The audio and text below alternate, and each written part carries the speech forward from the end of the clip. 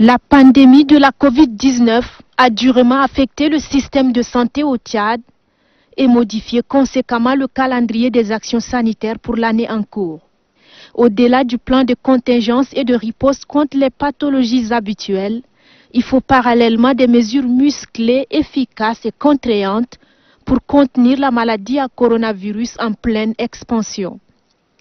Le maréchal du Tchad, qui investit sans compter quand il est question de la santé de ses compatriotes, a injecté des milliards dans la mise en œuvre du plan national de riposte. Un plan mis en musique par le comité de gestion de la crise sanitaire créé pour la circonstance. Une structure qui, compte tenu de l'ampleur que prenait la pandémie à un certain moment sur le territoire national, a été pilotée par le maréchal Idriss Déby Itno, chef de l'État lui-même. Puisqu'au grand mot de grand remède, le chef de l'État a décidé de prendre les choses en main. En complément des prises en charge médicales adaptées, des comités et sous-comités inclusifs sont mis en place. Ce sont entre autres ceux chargés de sensibilisation, d'assistance aux personnes démunies, finances et commandes, mobilisation de ressources et enfin défense et sécurité. Cet engagement au sommet de l'État a permis de contenir le mal en réduisant le maximum que possible la vitesse de propagation de la Covid-19 et le taux de contamination. C'est dans ce sillage qu'est créé le 18 mai dernier, lors de la toute première réunion de ce comité, la coordination nationale de riposte sanitaire Covid-19. Cette coordination sur laquelle se repose l'espoir du pays pour bouter hors du Tchad la Covid-19 est l'affaire des spécialistes dans la lutte contre les pandémies et placée sous la coordination du professeur Choua Ouchemi. Celui-ci est autorisé à proposer et composer les membres de son équipe avec le ministère de la Santé publique. Et pour plus d'efficacité dans les actions, le gouvernement a dépensé sans compter. De matériels médicaux essentiels sont commandés, dont le Covid organique. 5 laboratoires mobiles sont aussi rendus disponibles, question d'accroître les capacités de dépistage et celles d'accueil du centre d'isolement de Farcha et de l'hôpital La Renaissance. Ce n'est pas tout. La volonté du chef de l'État à assurer le bien-être de sa population va au-delà.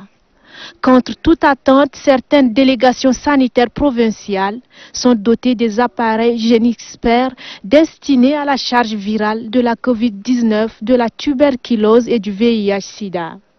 Et pour disposer d'une main-d'œuvre efficace, un nombre important de médecins et autres agents de santé sont recrutés à titre exceptionnel à la fonction publique. La survenue de la Covid-19 au Tchad en mars 2020 a imposé au pays un budget supplémentaire pour la gestion de la santé des populations.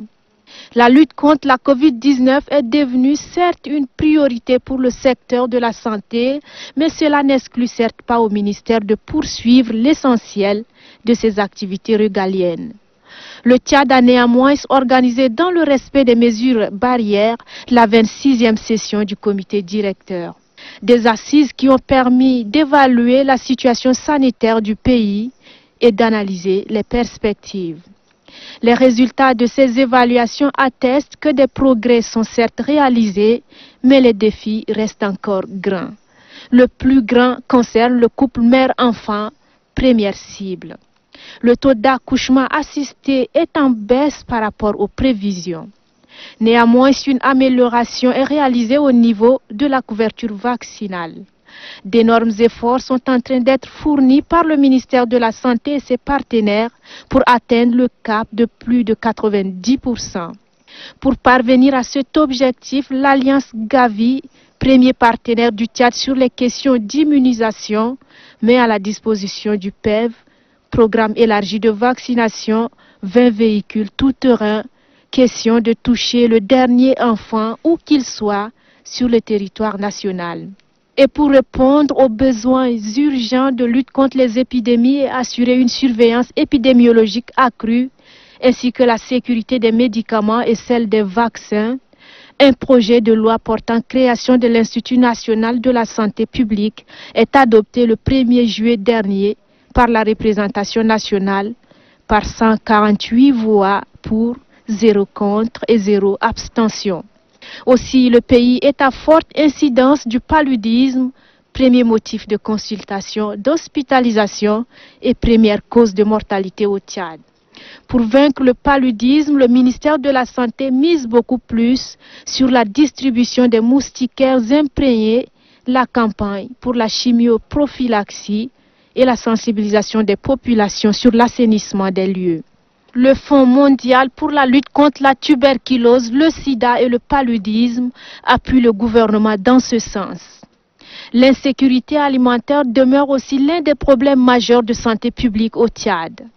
Et pour réduire de manière significative la prévalence de la malnutrition chronique au Tchad, un vaste programme de sécurité alimentaire et nutritionnelle est lancé. Ce programme qui s'étend sur 5 domaines, à savoir l'agriculture durable, l'eau, l'assainissement et hygiène, ainsi que la gouvernance en matière de sécurité alimentaire, concerne les provinces du Tchad où la malnutrition sévit avec acuité. Si la population estime quasi inexistante la gratuité des soins d'urgence dans les formations sanitaires, la bonne surprise est l'effectivité de la couverture de santé universelle tant attendue. Le maréchal du Tchad, qui promet ne faire aucune économie quand il est question de la santé, y veille personnellement. La couverture santé universelle est une aubaine dans laquelle les populations peuvent obtenir de services de santé promotionnels, préventifs et palliatifs, respectant les normes qualité et efficacité, sans que les coûts n'exposent les usagers à des difficultés financières. C'est un véritable acte de solidarité qui met à égal les individus devant le système de santé. L'implication personnelle du maréchal du Tchad Idriss Déby Itno dans la gestion de la santé des populations est une dynamique forte insufflée au système de santé publique. Le premier magistrat préside personnellement des réunions mensuelles où des questions essentielles liées à la bonne santé des populations sont abordées et font objet des analyses pointues avec le concours des partenaires. S'agissant des maladies cardiovasculaires et les autres pathologies récurrentes, épidémiologiques, pandémiques, transmissibles et non transmissibles, ainsi que les maladies tropicales négligées, les indicateurs sont plus ou moins satisfaisants. Et pour plus d'efficacité dans les offres de soins, il faut une ressource humaine conséquente. Plus de 1630 agents de santé sont recrutés cette année. L'appui de la Fondation Grand Cœur est d'un grand apport dans l'amélioration des indicateurs de santé au Tchad.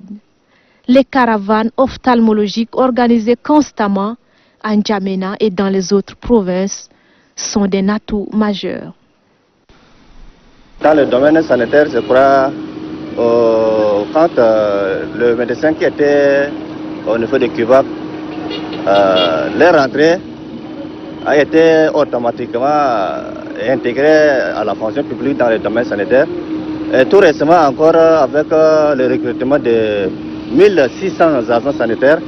Là je crois que dans le domaine sanitaire, le chef de l'État a assez fourni des efforts pour employer les gens à la fonction publique dans le domaine sanitaire. J'aimerais à ce qu'il continue encore à recruter encore d'autres. Du domaine de la santé, maintenant, président de la République, chef de l'État, vraiment, il a travaillé. On voit, n'est-ce pas, de construction des hôpitaux partout. On voit aussi, n'est-ce pas, la capacité, n'est-ce pas, des corps, n'est-ce pas, sanitaires. Et on voit des ambulances partout. Vraiment, c'est une amélioration, n'est-ce pas. Il a tenu à ses promesses. Il aime beaucoup son pays. Avec la première dame, il ne dort pas, il agit aussi sur le plan sanitaire. Donc à l'hôpital, il y a les charges gratuites qui sont là, auxquelles ils entretiennent aussi la nation aussi. Et les médicaments même sont là, ils sont aussi disponibles pour le peuple tchadien également.